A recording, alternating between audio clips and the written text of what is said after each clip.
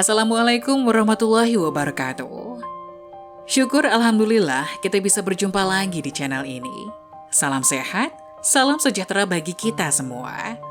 Semoga kita semua dalam keadaan sehat dan dalam lindungannya. Seperti biasa, kita akan berbagi kisah dari yang unik menarik sampai bikin nangis. Mari kita simak kisahnya.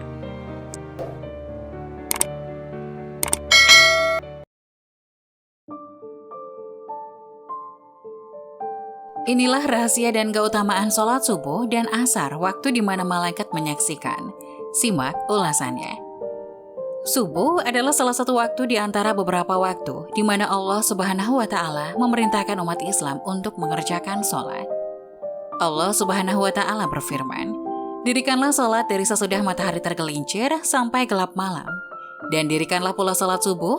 Sesungguhnya sholat subuh itu disaksikan oleh malaikat." Quran Surat Al-Isra ayat 78. Betapa banyak kaum muslimin yang lalai dalam mengerjakan sholat subuh. Mereka lebih memilih melanjutkan tidurnya daripada bangun untuk melaksanakan sholat. Jika kita melihat jumlah jamaah yang sholat subuh di masjid, akan terasa berbeda dibandingkan dengan jumlah jamaah pada waktu sholat lainnya. Rasulullah Shallallahu Alaihi Wasallam bersabda, "Sesungguhnya sholat yang paling berat dilaksanakan oleh orang-orang munafik adalah sholat isya dan sholat subuh.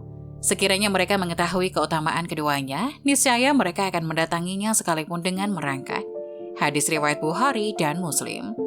Aisyah radhiyallahu anhu meriwayatkan Rasulullah Shallallahu Alaihi Wasallam bersabda, "2 rakaat sebelum fajar lebih baik nilainya dari dunia dan seisinya."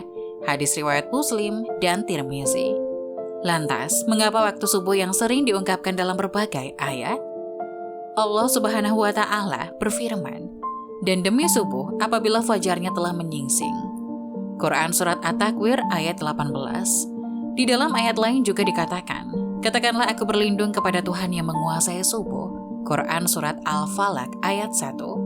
Di waktu subuh, malaikat bergantian menjaga atau terjadi pertukaran antara malaikat malam dan malaikat siang.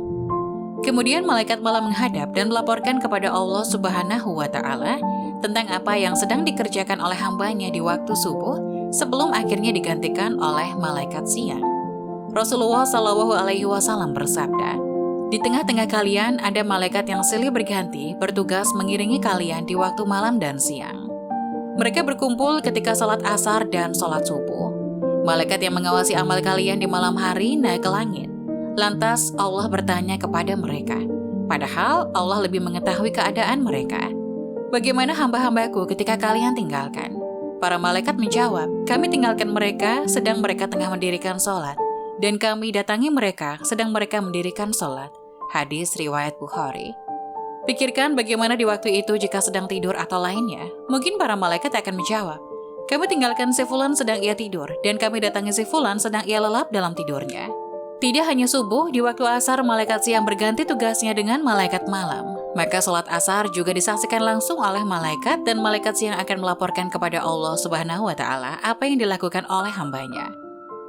Oleh karena itu, kita semua disunahkan untuk membaca zikir pagi dan zikir pada waktu sore hari. Semoga doa yang kita panjatkan di waktu itu diijabah oleh Allah Subhanahu wa Ta'ala.